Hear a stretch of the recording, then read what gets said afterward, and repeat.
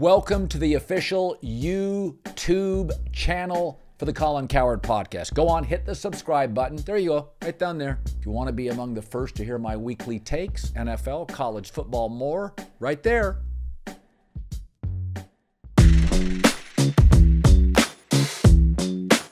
All right, what a weekend. What a crazy game. Denver, Minnesota, the champs. This breaking news, they will not be back-to-back champs. Jason Timpf, Hoops Tonight.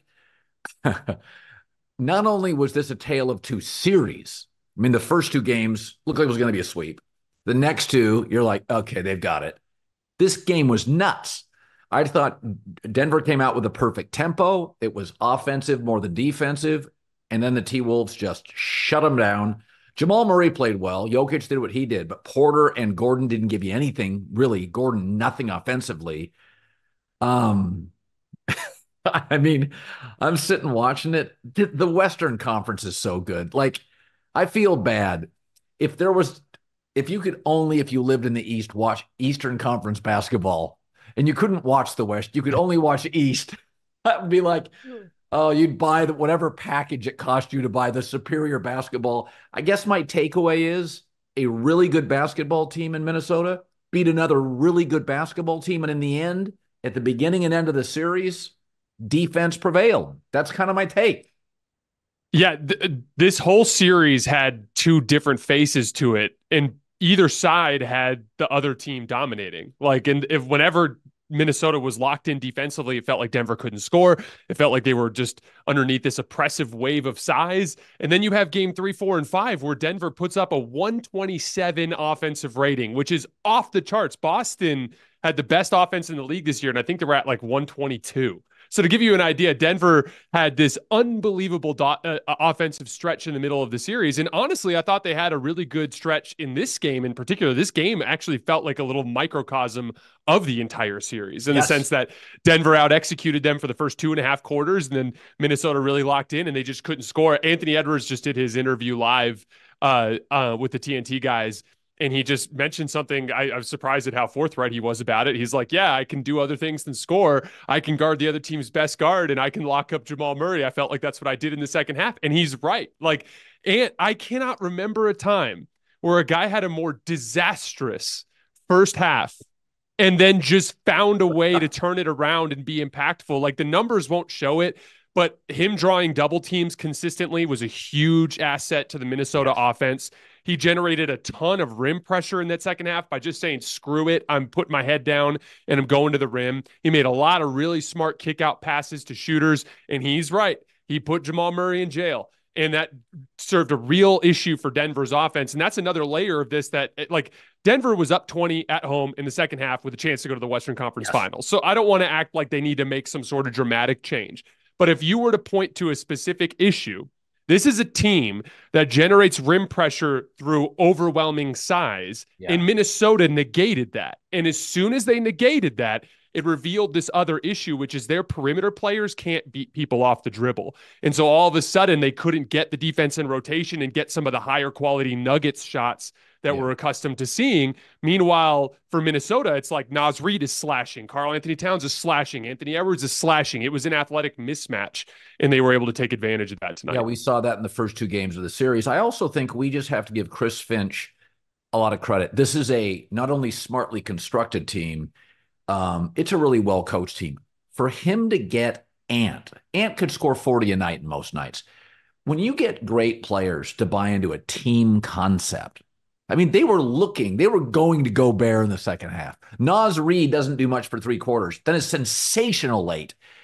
Everybody takes their turn. It's a patient team. And I think a lot of that is Finch. A lot of it's Mike Conley.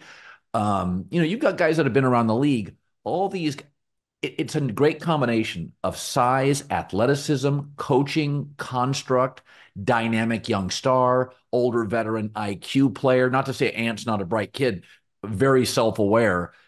I said this earlier in the series, the construct of both teams is sensational.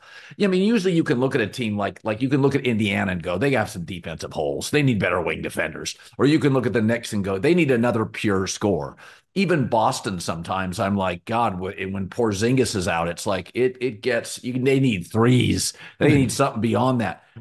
Boy, I look at Minnesota and I'm like, as I've always been kind of hot and cold on Karl Anthony Towns, but he hit some big baskets in this game. He hit big baskets in the series.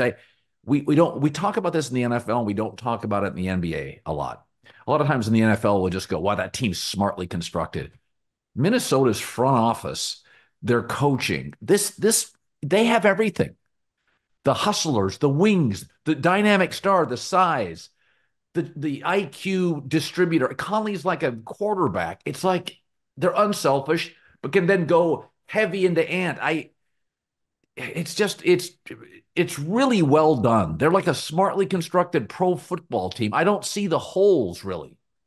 Just like Indiana made it look easy, Morgan and Morgan, America's largest injury law firm, makes it look easy too. Over 100 offices nationwide with over $15 billion, that's with a B, $15 billion recovered for over 300,000 clients. Morgan and Morgan making it look easy.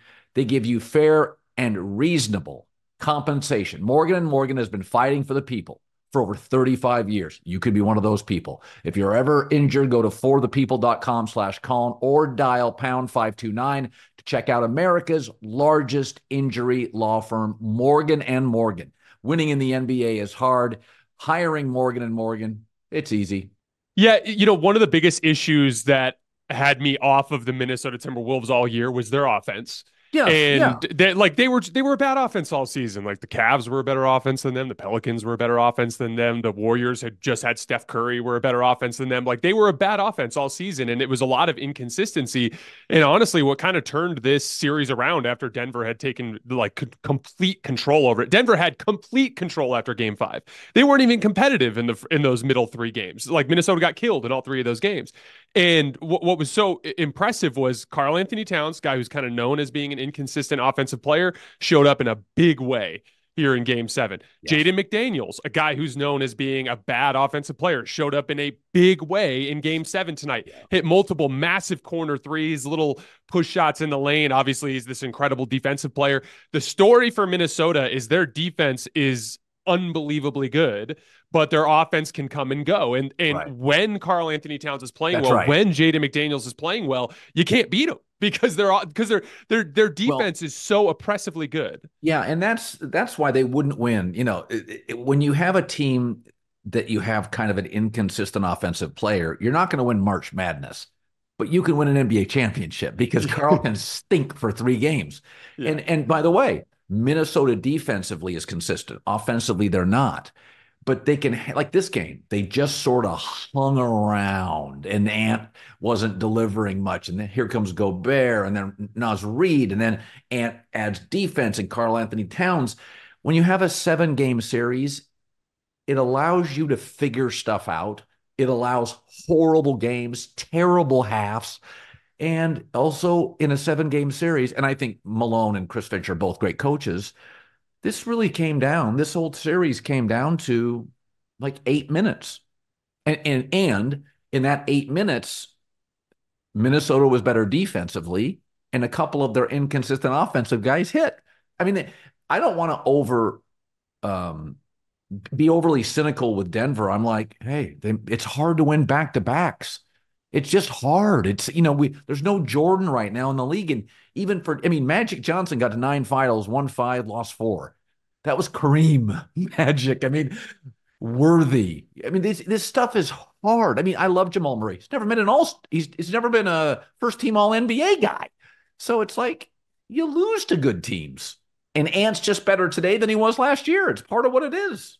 Yeah, here's an absolutely insane stat for you, Colin. So 2015 Cavs Warriors, 2016 Cavs Warriors, 2017 Cavs Warriors, 2018 Cavs Warriors. Yeah. Not only that, like it just kind of felt like the Warriors and Cavs were head and shoulders above their conferences. Yeah. Like it wasn't particularly competitive, right? Right. From 2019 on, we've had 6 consecutive seasons where we haven't even had a repeat conference champion, let alone a repeat NBA champion. That's right. And like a big part of that is like the league is just super good now. Yes. It's like even if you happen to get through Minnesota, it's like you've got to get through Dallas, and that Dallas team really defends. Their rim protection is insane. Luka and Kyrie haven't even been playing that well, and they're still winning. And then you go out east, and obviously Boston is this incredible team. And so like, and Boston hasn't even been able to win repeat conference championships with all the talent that they have. Right. So like, it really is just a testament to how deep the league is with talent.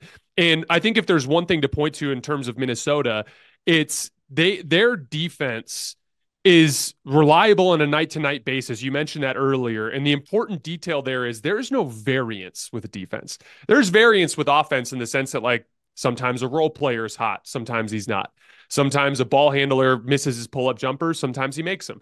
Jokic, for instance, like last year, made all of his threes. This year, can't make a three to save his life. Like, there's variance to offense. With Yeah. defense, it's like if you bring the effort, you're gonna impact the game. Like it is the most reliable thing, and that's why so many NBA teams, we look at defensive rating as like the number one indicator of whether or not you can contend for a championship. Denver last year was the outlier as a team that was not a defending champion, that was not a top 10 defense that won the title. That was highly unusual. It had been like 40 years since that had happened. Like generally speaking, it is defense that is the most reliable trait that a basketball team can have at this phase. And for the record, Denver last year was a really good defense in the playoffs. And so, Yes. yeah, to me, it's timely contributions from role players like Cat tonight, Naz Reid tonight. Anthony Edwards coming into tonight was averaging 36-6 on over 50% from the field, over 40% from three, over 80% from the line. He's been playing at a bona fide top tier super duper star level.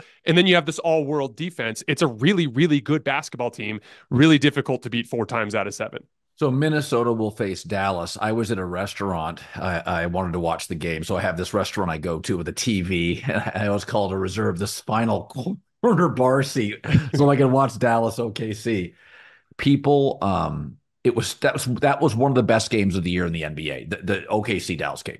Mm-hmm. And we'll get to Dallas in a bit, but Minnesota Dallas as we wrap up here. Minnesota Dallas, your first thoughts on what we'll get.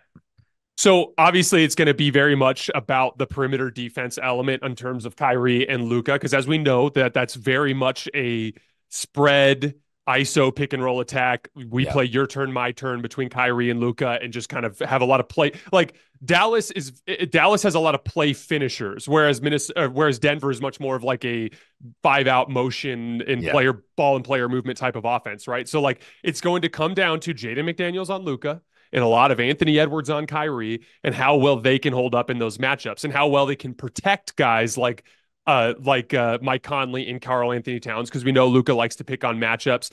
The bottom line is I think Ant right now, because of especially underneath the injury that Luka's dealing with his knee, Ant's probably going to be the best player in that series going in. Yep. And they have the size, they have the ability to really drag Dallas's offense down into the mud. I think I'll probably end up picking Minnesota. I'm going to need to look into some film, but they feel like the safe bet right now. What about you? First of all, I think they're healthier. Second, I think they're deeper in terms of it's just, I like the construction of it. I think sometimes Dallas can be a bit lopsided. Ant, I really do think, to your point, I think Ant will be the player of the series. There are so many advantages to having Minnesota's size on the front line. You can be more aggressive on a Kyrie and a Luka. You can take more chances. Ant's aggressive anyway. And my feeling is Minnesota, the construct of I think Minnesota physically, size, aggressiveness, and Ant. I also think we have to remember Ant, this was such a great series for Ant, even though he wasn't great every game. This was the first series he was in that felt like a final. Like this felt like Jordan getting past Detroit, Jordan getting past Boston. Forget the championship. Getting through these just Western Conference heavyweight Ali Frazier fights. You move. I mean, you beat, it's like you beat a Brady or a Mahomes in the playoffs. It is as big as the Super Bowl. It's the same thing, the same arc. And I feel like this it's a really memorable moment in Ant's career. We'll go back and go, God, remember the Nuggets series. Remember that fight. I kind of feel like Ant will put the cape on. He'll sleep on this. Going to be a great flight home to Minnesota. You celebrate, you get off night sleep, then you start gearing in. But I do feel like, and you see this with great players, they take steps. And I think this is the first step of Ant. Like, that's the first round of his career, the first big heavyweight fight. And I think Minnesota and Ant will prevail. So we'll get back to that. Let's go to the Knicks-Pacers. So obviously, New York fell apart. I don't think Indiana matches up with Boston terribly well. If Porzingis is back at any point in the series, it's just too much offense against the poor defensive team. Haliburton played so well today. But I was thinking about New York because there is sort of a history with Tibbs in Chicago. People fall in love with Tibbs. His teams grind. American sports fans pay so much money to go to games. They love teams that play hard. Those Bulls teams played so hard and so many minutes. And then they break down and they don't win the title. And eventually everybody turns on Tibbs, get him out of town. And you watch this New York team, Jason, and you're like, too many guys got hurt. It wasn't an injury. Like 4 of their best players are hurt at the end. And my takeaway is there's going to be some perspective. How do you get fewer minutes? How does this not happen again? You don't get much immediate help in the draft. This is not football. And so I look at the Knicks and I'm like, God, I hope they don't give up DiVincenzo. He's such a good catch and shoot guy now. He's so New York.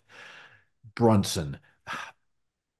I mean, I look at him and I think, okay, I know you got to make a move, but don't F this up. Like, don't screw up. I mean, you just posted something today. You play with your guys. You have your guys. All it takes is one wrong guy in basketball, and the whole chemistry's off. And it's hard to, and I feel like, God, you can't bring it back because they do need another score. But God, I want you to bring back everything else. And I think it's harder than you just think, oh, just plug in Paul George. I think it's harder than that. What do the Knicks do? So I 100% agree with you that you don't want to tweak the chemistry. And I specifically think of things like the Nova guys. Like, you want to keep those guys together, Yes. right? You want to, I think OG Anunoby in a big way represents part of the kind of identity of the Knicks. And, I want to cut Tom Thibodeau some slack in the sense that this particular team, everything you said about Chicago, so true. This particular team only could win by playing their dudes huge minutes. Like, that was their only shot. Like, so I kind of understood the angle in the sense that, like, he leaned into that because that was their one shot at it. But, like, the Mitchell Robinson thing, it's like Embiid kind of grabs his ankle and twists, right? Yeah. Jalen Brunson's hand, that was bad luck. But everything else was like a wear and tear injury. Like OG's hammy, that was like in a barn burner of a game too. At the end, you could tell he was tired and he went in a transition situation and pulled up. Like, that's a wear and tear injury. The Josh Hart abdominal injury, that's a wear and tear injury. The Jalen Brunson foot injury, that was a wear and tear injury. So I do think that the workload did end up breaking them down at the end of the day. So what you really need to do is find a way to bring in firepower without messing up the chemistry, right? By the way, this is where it can be rotational guys. Somebody gives Brunson 8 minutes off a night. I mean, you could get that in the draft, or can you? Like, I almost wonder now, Jason, not to interrupt you, but do you go in the draft and do you find older guys without high expectations who can just give Josh Hart, DiVincenzo, OG, Brunson, you go from 44 minutes to 37. Like, this team's too mature to bring in a bunch of kids. It's too mature. It's too smart. Tibbs asked too much of you. You can't bring in kids on this roster. Mm-hmm. You have to bring in guys almost like veterans who are like, I like this. I'm a grinder. I'm a rotational player. Because I think what Tibbs asks of you, it's so precious. It doesn't even look like any other NBA team. Yeah, so that's like the Christian Brown type of draft pick, which is like the kid who was a guy who stuck around in college for a while, won a lot, a guy who doesn't have a ton of upside, but that has a lot of like winning characteristics, because Christian Brown won in high school, he won in college. Like, it just been around winning situations his whole life. As far as like, this is where we got to give Leon Rose some credit, because like they they actually have a lot of salaries that they can package in a trade without having to worry about messing with their depth. Julius Randle's on the books for 30 million next year. Yep, yep. That's a contract you can trade. Bojan Bogdanovic, he's on the books for 19 million. It's non-guaranteed, but they could guarantee the contract and then trade him. Like you have depth at certain position groups. Like you've proven that you're still pretty good. Mitchell Robinson was very important to this team, especially in the Sixers series. But my guess is you can look on the margins. Like a guy like Deuce McBride is a guy that somebody around the league's going to want. He can defend and shoot threes. He can defend, shoot threes, and run second side action when your guy passes the ball to him late in the shot clock. That's a guy you could put in a deal. Mitchell Robinson, if you committed to a guy like Isaiah Hartenstein, you could get a lower level, cheaper backup center. And I think they can make this type of pivot without having to disrupt the chemistry. To your point, I think another thing that would help is if you have another shot creator and you are a better offensive team in the half court, that alleviates some of the I don't need to play every single possession like it's the final possession of Game 7 of the NBA Finals. You know what I mean? Like it allows you to kind of ease through the season a little bit, take it easier on your bodies, cut minutes down. But yeah, that's the big one for me is like they need to find a secondary shot creator without tweaking the actual core of the team. And if they do so, they will have the depth to be able to kind of like ease their way through the season. But the huge, I think, silver lining in all of this, I personally think Jalen Brunson proved this year that he can be the best player on a championship team, as long as his number 2 is really good. I think his number 2 needs to be really good. But Jalen Brunson, you could make a case he's the best small guard in the league right now. He's been incredible like a big part. He wore down in this series, but like I thought he was incredible for the most part in this playoff run. I also think shot creation. He, for a small player, gets such great looks. He's so clever. He's so quick. Hell, he gets good looks within 8 feet. I mean, he's in the lane open a lot. And it's like that's the Redwoods. So I look at him, and it doesn't happen very often in the NBA where somebody develops into a star. It really doesn't. I remember Michael Redd came into the league, and all of a sudden you looked up and you're like, who's Michael Redd? He's an all-star. And then it didn't last very long. But generally, if you're like a Chris Middleton, you develop into a good 2. You know what I mean? And that's kind of what you are. And then it's quick, and then you move back to being maybe a 3. No, Jalen's a 1. I think it's also when you find your 1, like you find a Steph, you find a Kobe or whoever it is, that you have to have players that complement them. And so, like DiVincenzo is a catch and shoot guy. He doesn't need the ball in his hands. It's great. You can't let him go. He's really become classic Villanova guy. He's between Villanova and the NBA. He's bounced around, but he's really valuable to that team. I thought and he's, by the way, chip on his shoulder. He's a tough guy. Like he really fits the culture. That's the guy I would really cling to. But you got to find somebody that's a good wing defender, will put in the minutes, doesn't need the ball a ton. You're not going to get KD, but KD, if he wasn't, it didn't bring other stuff, kind of a get the ball late in the shot clock score. I do think Paul George is fascinating. I just don't know going into a new building if Steve Ballmer. I mean, what do you think they do? What do you think the Clippers do with Paul? Because Paul's going to have options. I think the Clippers end up keeping him, but I think here's the thing. There's a lot of stars available this summer. This is setting up to be like an absolutely wild summer because one of Darius Garland, Donovan Mitchell is going to get traded. Trae Young and DeJounte Murray, I would venture to guess one of them is going to get traded. I wouldn't be surprised if Brandon Ingram gets traded from the Pelicans. Yeah. Paul George is going to be a guy that people are targeting. Mikal Bridges from the Nets is going to be a guy people are targeting. There will be teams that call Phoenix and try to poach one of their stars and be like, hey, that was a disappointing season. How does all this stuff sound? You know what I mean? Lauri Markkanen is another guy. Like if you were looking for a guy who could give you 25 points a night and some rebounding support while also being primarily a play finisher off the ball, that's a guy. Like if you went OG Anunoby, Lauri Markkanen, and Isaiah Hartenstein, that's an awesome front line. Markkanen is a very productive player. I don't know why Chicago moved off him. I think he's very productive. I know so like, it's one of those things where there's just a plethora of options. And so one of the things that does is it's kind of different than what we talked about last summer, or this last deadline. Remember this last deadline, you and I had conversations about how it was kind of like a seller's market. Like there was very few people looking to sell and all these people looking to buy. And so it just didn't look like much materialized. This summer is going to be the opposite. There's going to be a lot of people looking to sell. And so you might be able to get a player of higher quality without having to throw a ton of value into it. And so I think that there's going to be options out there. It really depends. The problem with the Lauri Markkanen type is, again, I do think it would be advantageous to make it so that Brunson didn't have to initiate every single possession.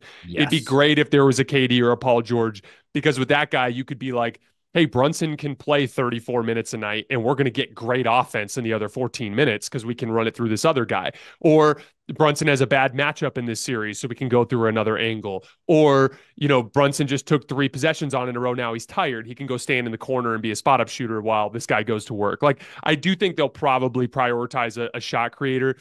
I wonder, Brandon Ingram is kind of an interesting type of player. The one problem with him is like he's had a lot of injury Tons. stuff, but he's probably going to be the discount option. I'm really curious to see who ends up getting him because he's going to be a discount option. But Well, I do think they'll go after some kind of upgrade. and I think the deficiencies with Ingram are okay because he's covered by the Knicks. You don't think of Mm-hmm. him as a tough guy or a play-through injury guy. What you think of him as a skinny jeans, can give you 34 on any night, can be a little moody, sometimes kind of disengaged, but the team is the most engaged team in the league. So it's like, like they always say, if you have a strong locker room, in any sport, you can overcome. And the Patriots had Randy Moss, is fine. Randy came with stuff. Ingram can be disengaged. My whole career, even in LA, when I watched him, his whole career, I've always felt like not exactly sure what's showing up tonight. A little Rasheed Wallace on the good nights, you're like, why isn't he first team All NBA? I don't understand this. But he has nights where he just doesn't feel like he even wants the ball. But the Knicks are they're so clearly built. It's such a defined culture. You can handle a guy who sometimes is a bit disengaged, has to be prodded. Because what they've proven is they don't need, I feel with Zion's weight and injuries, like a lot of times the Pelicans were like, we need Brandon tonight. And sometimes he doesn't show. The Knicks won't need him every night. Like the culture is set. New Orleans was trying to figure their culture out. New York's is set, and it's not going to be built around Ingram. That's why I Mm-hmm. always said what KD and Golden State was perfect. They didn't need him for culture and leadership. Hit shots. Like Brandon could be like, hit shots. They could use a finesse player. They've got pro wrestlers. They got like fullbacks everywhere. They need a wide receiver on the sideline. That's kind of what he is. Yeah, so with the Brandon Ingram thing, to be clear, like I think New York will hunt a bigger fish. I think they'll look for a KD, they'll look for a Paul George. But there is a scenario this somewhere where Matt Ishbia is like, "No, I'm not trading him. That's Sorry." right. And there's a scenario where Steve Ballmer's like, "I'm opening up a new arena. We're not trading Paul George." Like That's what I think he'll do. exactly. And so if that's the case, then Brandon Ingram becomes like a fallback option. Now, here's the thing with Brandon Ingram, which I think is super fascinating. I think this shined in a big way in 2 recent instances. One, when Zion Williamson kind of took the keys, and 2, when he played on Team USA. It became pretty apparent that Brandon Ingram was a guy that kind of needed to have the ball in his hands, right? But so specifically with New York, though, they're looking for that. They need someone so that Brunson doesn't have to do everything because Right. DiVincenzo can play off the ball, because OG Anunoby can play off the ball, Yeah. because Josh Hart plays off the ball. Like everybody on their roster is an off-ball threat primarily, except for Brunson. And so having a guy like that, like, and you can imagine next to OG Anunoby, it's like OG's going to take the primary point of attack assignment for wing players. So he can primarily focus on being, kind of a help defender, which, by the way, Brandon Ingram had an awesome season as a help defender for New Orleans this year because he's got super long arms and he Yeah. can read plays and stuff like that. So he'd be an example of a guy they could go with that I think raises their physical profile without messing with the chemistry of the team while giving them a secondary ball handler while being relatively affordable. I don't think they're going to have to pay much. Brandon Yeah. Ingram's stock is at an all-time low right now Right. Right. because of the Olympics and because he just went into a series fresh off of an injury and got his butt kicked by the Thunder. So he would be an interesting kind of fallback option for them. Indiana against Boston. They're so poor defensively. I'll give them credit. They showed no signs of mental toughness in the series until Game 7. I thought, once OG got hurt early, and then Brunson, you're like, okay, whatever. They don't exhibit a lot of toughness. I really do believe if the Knicks were completely healthy, even without Randall, I think they could give the Celtics trouble. Like, I think they would just make them uncomfortable. They're not the most skilled team, but Boston, I think, can be pushed around a little bit and intimidated. I think Indiana it's again, the games will be fun. The offensively, I think the games will look like two really talented offensive teams. Boston's the better. I think there'll be a lot of points. That's kind of my take on what you'll have. 5-game series, Boston, and there'll be some 126s, 113s. It'll be fun basketball. I just don't think I don't think I don't think Indiana can make stops if they have to in the series. That's my take. The NBA playoffs are heating up. Man, they have been so good. I know it's over, but Lakers Nuggets may have been a 5-game series. It was great. Knicks, Sixers, amazing. Why don't you sign up for the DraftKings Sportsbook app? It takes 90 seconds. The official sports betting partner of the NBA. If you're in DraftKings, once you sign up, you got to check this out. New customers bet $5 to get $150 in bonus bets instantly. Great proposition, right? $5, you get $150. Download the DraftKings Sportsbook app. The code's Colin, C-O-L-I-N. It's me, C-O-L-I-N. Really quick, really easy. If you've never bet sports before, check it out. Really makes the games fun. The code is Colin. New customers get $150 in bonus bets by betting 5 only on DraftKings. The crown is yours. Yeah, Indiana, if I'm not mistaken, I believe Indiana's undefeated at home in this postseason run. So like that's one of their big angles is they're this super young, energetic, fast playing in transition type of team. And that can be a buzzsaw when you go on the road. Yeah. And but like by the way, we saw Indiana beat Boston in the in-season tournament. Now, one of the couple things there, that was before Haliburton hurt his hamstring.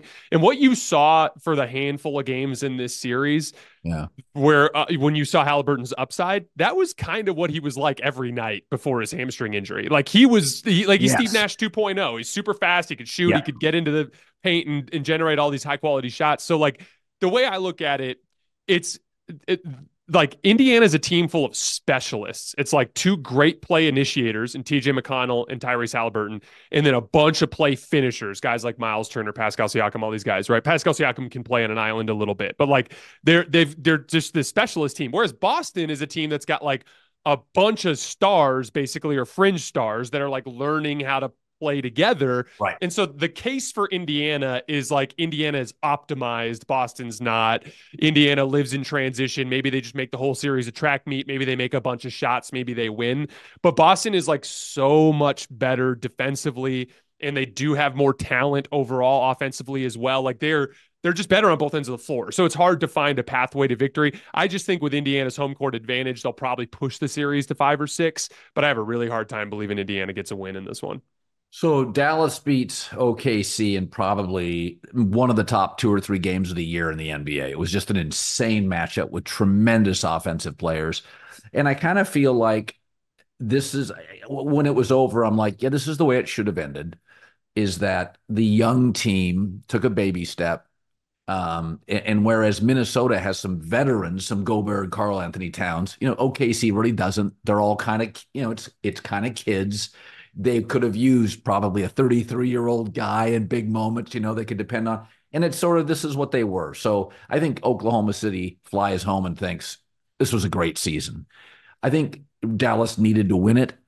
I've said this before. I know Luka's great. I've been watching the NBA since '72. He's one of the more gifted, unstoppable offensive players, and it's surprising how many great offensive players are unorthodox. They're different. They're weird. Mm-hmm. I grew up with George Gervin. Finger rolls from 12 feet. Moses Malone. A lot of these prodigious scores. The sky hook. It ain't jumpers. Alex English led the '80s in scoring and couldn't jump. Right? Like some guys are just. They're just scorers. Luka's so different. He always looks heavy, and it's like Dirk Nowitzki fall away, but not as pretty. I will give him credit, though, to bring in at times a ball-centric guy with a unique personality, Kyrie, and to sort of step back on ball usage, play better defense. like he's not stubborn. Like Melo to me always felt stubborn. Like Luka's got some self-awareness. I mean, that's my takeaway is that the most, if I was a Maverick fan, I'm like, our guy kind of looked at himself and went, I got to be a better defender. I'm never going to look great, but I'm going to put the effort in and I'm going to get the ball out of my hands. And it's like, that's something. The self-awareness is something. That's what I see. First of all, that bit about the scores being weird is so interesting, and I've never thought about that before. Because as you go back, a lot of them are like that. Like Jokic is this weird wide-bodied refrigerator of a player that just shoots all these like kind of funky shots. Like James Harden is a lefty that is like two-dimensional and either just will drive left or take a step back jumper going right. That's like the only two things he does, but no one could guard him for like a 4-year period. Like he Yeah. was completely unstoppable. There's so many of these like kind of weird players out there. I wonder if that has to do with just the unorthodox nature of guarding those players versus the traditional matchups that players see elsewhere around the league. But like one of the things that I think Kyrie, I think is one of those players that is when he is slotted in the right role, impacts winning like a top 15 player in the league. But when he's outside of that right role, you start to kind of see some of his warts. And, we saw that in Boston when it's like, okay, he can't be the number one. Like he just clearly is incapable of doing that. Even in Brooklyn, by the way, that Brooklyn team was pretty good. I think that Yeah. was a turned ankle and a strained hamstring away from probably winning the title in 2021. But again, he wasn't playing alongside a do everything forward. That's what's unique about the Luka and LeBron experience because I don't think it's a coincidence Kyrie is playing this incredible defense that he's playing this season. This is his best defensive season since 2016 when he hit the game winner in game 7 of the NBA Finals and guarded Steph the majority of that series. The reason why is on that team, because LeBron could take 60% of the offensive possessions and just eat up all that usage. Kyrie was an excellent off-ball player. He could spot up and space the floor. But then it was like, here's a third of the game. Go cook. But this rest of the time, I got you. Then that allowed him to kind of handle all of his like energy distribution in all of these useful ways. And like Kyrie's had some kind of iffy statistical games in this playoff run where I thought he was awesome. He had a game earlier this series where he took like 8 shots, but he had like 11 assists and was unbelievable defensively. Like Kyrie, I think when he plays alongside a Swiss Army knife forward that can really run an offense for the majority of a game, he can focus his energy into his elite traits, and he's got some real elite traits. And then I think, and this is the one last thing I want to say about Dallas, and it's a really interesting factor coming into the Minnesota series. Denver can't protect the rim. It is their biggest weakness. Yeah. And that ended up being an issue. You see Naz Reid and Karl Towns slashing to the rim, Anthony Edwards slashing to the rim. Look at what the Lakers did to them. They Yeah. eviscerated their front line defensively. Minnesota is going into Dallas. Dallas is an excellent rim protection team. Derek Lively and Daniel Gafford have transformed that defense into like Yes. you talk about redwoods. Those dudes underneath the basket can really protect the rim. And I think that's That was going to also a be trade deadline move. Like, I mean, aggression. yeah, it's amazing what you can do with the trade deadline. It was one of the great trade deadline that didn't get a ton of press. It didn't get a lot of attention. To your point, because you talked about how you said Dallas, excuse me. You said Dallas needed that series. You're Yeah. right. It's an absolute catastrophe if they lose that series, like Yep. a complete and total catastrophe because they gave up first round draft compensation for PJ Washington and Daniel Gafford. So like now, looking back at it, it looks genius. But there was a lot of stakes for Dallas in that series. For the record, I thought Dallas deserved to win. I thought they were the better team.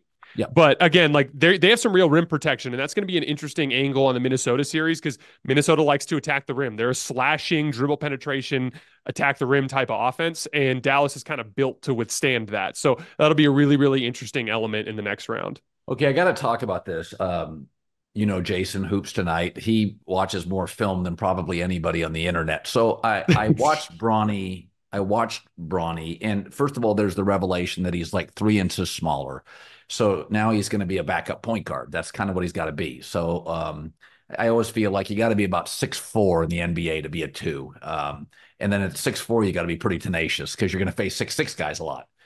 But somebody pointed out in the internet, I apologize for not remembering who it was, but they said, wow, that jumper starts really low.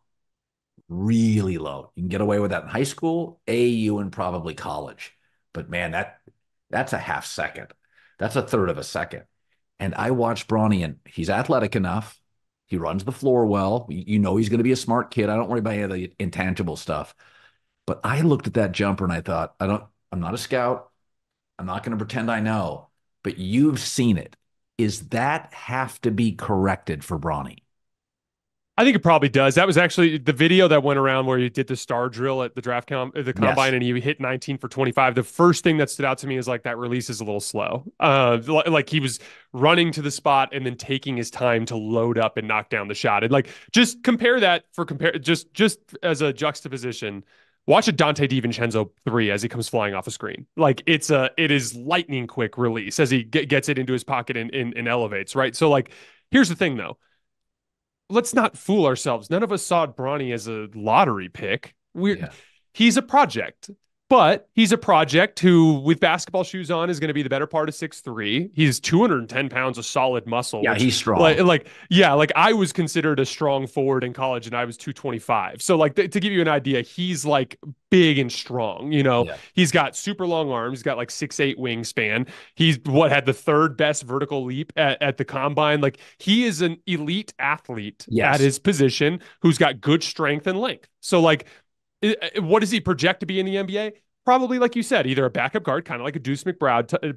Deuce McBride is like kind of the low end, and then the high end is like the guy like a Jalen Suggs, where maybe he could start and be kind of like the point guard or two guard on a team that uses forwards to initiate offense. Because there's a lot of teams out there, kind of like the 2020 Lakers. They started KCP and Danny Green. Like you don't need a point guard if your forwards are stars. So like there are teams out there that could use a player like that. My thing is like he's clearly a project. So you're right. He's going to have to get his shot blocked 15 times in practice until he listens to the coach that says like, hey man, we got to tweak your release. Let's get in. Let's work on this. Right. It's going to be a process, but like, I have no problem with him getting his chance. I think, I don't know about you, Colin, but I think it's absolutely hilarious how everyone's focusing on the nepotism angle because it's literally as if it hasn't been.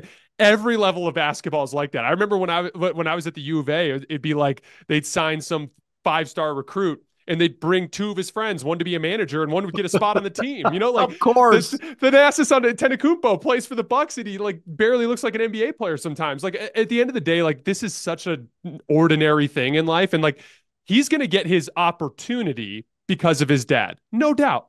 Yeah. But no real coach is going to put him on the floor and give him minutes in a meaningful game unless he earns it. And Right. he will have his opportunity to earn it. He does have legitimate NBA tools. And that's the part that I think it's glossed over too much. He has NBA tools. Let him have his opportunity. Let's see what he makes of it. Yeah, I watched them a couple of times at USC. He's got hops. He'll defend. He's powerful. A quick jumper. Runs the floor really well. By the way, the same guy who would complain about Bronny doesn't watch the NBA and probably got a job or went to a school because his dad got him into college, and his dad got into college because his grandpa got him into college. It's like, people, take a deep breath on this shit. It's like politics, the Clintons, the Bushes, I mean, this is the way the world works. Like corporate America, political America. I mean, how many NFL coaches try to squeeze their kid on the staff? Pete Carroll was well known. He wants his kid on the staff. And Belichick, by the way, put his kid on the staff. I just don't have a problem. Again, Bronny is when I watch him talk, when I watch the sound bites, he's very grateful for it. This isn't some arrogant kid who feels like he's like, yeah, I get it. Like everybody gets it in the room. So it doesn't bother me at all. I want to point on this too. So, I've said this before, that the thing that worries me a little bit about the NBA, and I saw this, hockey's always been international and has never landed for the TV audience in America. Baseball's increasingly over the last 20 international, and it's lost its currency, its social currency in America. Still very popular in person, not on TV. The NBA will have some challenges as it moves to some streaming services and as it becomes international. But it did get its money. Major League Baseball signed a recent deal with Roku. It made $30 million. I mean, like $1 million a team. It's nothing against Roku. It's absolutely an embarrassing contract. The NBA is going to get like $4 billion a year, something like that, $6 billion a year, $5, whatever it is. And one of the two things why the NBA will never become baseball. A, they know how to market. It's a star-driven league. Even the international guys, they're all one word. It's like, I mean, just think of how many guys in the NBA. It's like Luka, Giannis, Jokic. It's like Pele, Messi, Ronaldo. Like that matters. Cher, Madonna, Sting, music, right? Like you go if you become a nickname sport. When I was a kid growing up, it was that baseball players often had like nicknames. And so the international players go by one name or a nickname. There's a star ingredient that the NBA has. The second thing is the juice and energy. I am watching these playoff games. These crowds are, I mean, it is, fans are just, like they're giving their heart signs in New York. What the NBA provides, and we all kind of know this, is that the regular season doesn't matter as much. It just doesn't. It's okay. The NFL's different, scarcity of games. But these playoffs, man, I'm telling you, I'm watching these things. I can't turn away. They are. So like on Friday night, sometimes and Saturday, because I know I'm not on the next day. I won't sit home and take notes. I won't watch. I'll go to a restaurant. I'll get parked next to it. Mhm. I'm in a restaurant in LA and OKC and Dallas are playing and people are gasping. LA Beach people are going, "Oh my God." And I'm like, you don't do that for baseball. You just don't do it for baseball. The quality of energy and juice in these games. I mean, you're like a savant at this stuff, but I tend to view stuff almost as a generalist. Does it play to the masses? Like I stopped talking baseball 15 years ago. I didn't see the juice. I didn't see the stars. One of the reasons I talk NBA, just watch these crowds, watch the energy. Jesus, every possession, Denver and Minnesota, OKC, Dallas, for an hour, every possession matters. Like your late third quarter, you're like, oh my God, that's a huge three. So the NBA gets, and I don't know if it's the sport that talks more politics or takes more cultural stands. I don't know. Some people have a problem with it. I don't. But I think these playoffs have been remarkable. I mean, even teams that are lower in skill like New York can't turn them off. First of all, that Roku stat you gave is insane because, like, didn't the Liberty Fever game get over $1 million just in ticket sales from that one game? Yes. And Major League Baseball teams are getting $1 million for a contract with Roku. That is flat out embarrassing. There's no other way to look at it. Yeah, I was listening to the Bill Simmons podcast last week, and he had Ethan Strauss on, and Yeah. they were talking a little bit about the difference between. And Ethan was trying to make a point. Basically, what he was saying is like, even though NHL and baseball and basketball all are like these inventory sports, he was saying the NBA just feels like it's worth more. Yeah. And one of the big things that I see with the NBA that these other leagues don't have is the moments. Like, so for instance, both of those Boston Denver games this year, those were moments. Like every NBA fan was like, this is an NBA Finals preview. We're going to sit down. We're going to watch this. And both games were incredible. Some of those LeBron Steph battles were insane. Some of those LeBron KD battles were insane. To your point, remember the Kyrie lefty hook shot to beat Denver at the buzzer Oh God. towards the tail end of the season?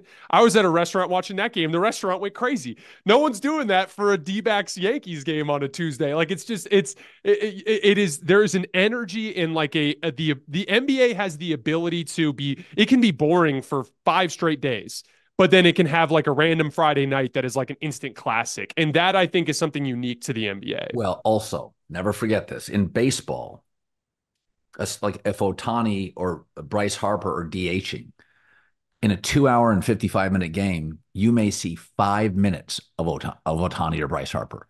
In hockey, if a forward plays 20 minutes, because you're on your line, you're only on the ice for 50 seconds. In the NBA, Luka's on the court for 43 minutes and has the ball every possession.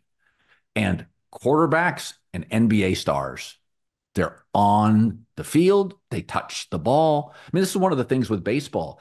They've shortened the game smartly, but what they've also done is they've reduced the time for at bats. You want Bryce Harper, like you don't want Bryce Harper ever DHing. You want Bryce Harper. I mean, Bryce Harper going from right field to first base. I see more of Bryce Harper. I want his face. This was taught to me years ago. by Glenn Jacobs at ESPN when I sort of moved off baseball as a topic. He said, and he taught me this, he said, how much is your star on TV? I want to see Shaq in his prime on TV close up, ISO cameras all the time. And that's Brady. Brady, Gronk, Brady, Mahomes, Kelsey, Andy Reid. Your stars are constantly on the hockey, baseball. They're not. So the NBA has that advantage is that like the quarterback. I mean, SGA, Luka, Kyrie, SGA, Holmgren, Luka. Like four guys just back and forth, occasional Lou Dort. I mean, you can have occasional guys that don't stick out, but like I'm watching that thing today and it's just, I mean, Jokic, Murray, Ant, even quirky Gobert, we know him, he's been around. So at the NBA's, it's just, I wouldn't talk it. I mean, when you're a generalist, I have to talk in headlines on FS1. I wouldn't talk it if it didn't work. I talk NFL, NBA, college football, and an occasional moment. So NBA's fine. That's why there's a bidding war right now between NBC and TNT and ESPN, and they'll probably all get it. All right, Hoops Tonight, Jason Timpf. This was just good. What a great day. What a great weekend. I love doing this so much with you, and keep crushing it. See you next time, Colin. Hopefully our conference finals live up to the billing. Yep, think they will.